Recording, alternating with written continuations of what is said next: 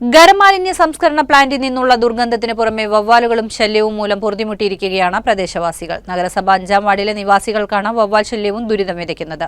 പ്ലാന്റിൽ നിന്നുള്ള ദുർഗന്ധത്തെ തുടർന്ന് വീട്ടിലിരിക്കാനാകാത്ത അവസ്ഥയാണിപ്പോൾ.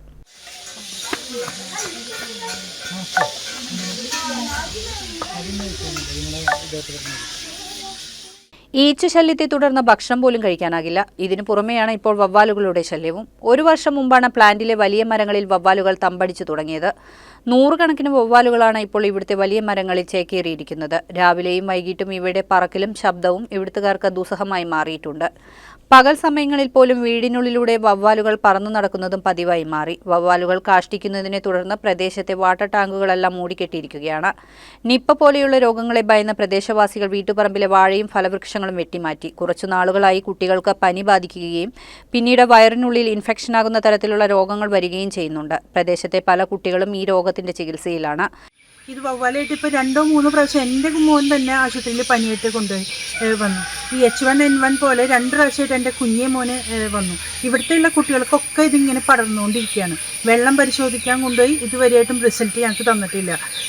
യാതൊരുവിധ അതായത് കൗൺസിലൊക്കെ ഞങ്ങളുടെ കൗൺസിലർ ഇത്രയും ശക്തമായിട്ട് പറഞ്ഞിട്ടും യാതൊരുവിധ തീരുമാനങ്ങളും നിങ്ങൾ എടുക്കാത്ത സ്ഥിതിക്ക് ഞങ്ങൾക്ക് എന്തെങ്കിലും മുന്നോട്ട് പോയേ പറ്റുള്ളൂ. കുടിക്കാനോ ഭക്ഷിക്കാനോ പറ്റാത്ത അവസ്ഥയിലാണ് ഇവിടുത്തുകാർക്ക്. വവ്വാൽ ശല്യം ഒഴിവാക്കാൻ പ്ലാന്റിലെ വലിയ മരങ്ങൾ വെട്ടിമാറ്റണമെന്ന ഇവിടുത്തുകാരുടെ ആവശ്യം ഇതുവരെയും നഗരസഭാ അധികൃതർ ചെവികൊണ്ടിട്ടില്ലെന്നാണ് പരാതി ഉയരുന്നത്. മാർക്കറ്റിലെ പച്ചക്കറി ഫലവർഗ്ഗങ്ങളുടെ അവശിഷ്ടങ്ങളാണ് 2 ഏക്കറോളം വരുന്ന പ്ലാന്റിൽ കൊണ്ടുവന്ന് സംസ്കരിക്കുന്നത്.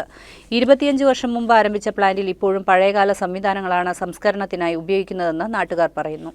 ഈ പ്ലാന്റിനകത്തേക്ക് കയറുന്ന കൊക്കുകളും കാക്കകളും ഇത് ഈ ഭക്ഷണാവശിഷ്ടങ്ങളും വേസ്റ്റിൻ്റെ അവശിഷ്ടങ്ങളും മറ്റും ഇവിടുന്ന് കൊണ്ടുപോയി കിണറിലും അതേപോലെ കുളങ്ങളിലും മറ്റ് ജലാശയങ്ങളിലും വാട്ടർ ടാങ്കിൻ്റെ മുകളിൽ നിന്ന് വാട്ടർ ടാങ്കുകളിലും ഒക്കെ ഇട്ട് ഇവിടെ ഈ പരിസരം മുഴുവൻ മലിനമാക്കിക്കൊണ്ടിരിക്കുന്ന ഒരു സ്ഥിതിയാണ് നിലവിൽ ഇവിടുത്തുള്ളത്. അപ്പോൾ അതിന് പ്രത്യേകിച്ച് ഒരു ഇടപെടൽ നടത്താൻ വേണ്ടിയിട്ട് മുനിസിപ്പാലിറ്റി ഇതുവരെ തയ്യാറായിട്ടില്ല. സമരപരിപാടികൾക്ക് തയ്യാറായിരിക്കുകയാണ് നാട്ടുകാർ ഇപ്പോൾ.